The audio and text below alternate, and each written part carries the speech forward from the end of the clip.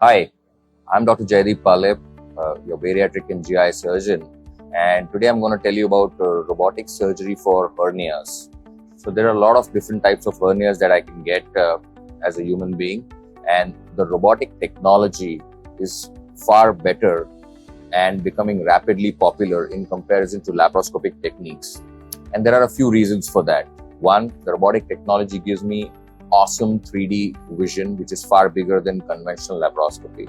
And the instrumentation is also really advanced and allows absolutely minimal tissue handling, thus allowing me better vision to lead to better dissection of tissues and a nerve sparing technique.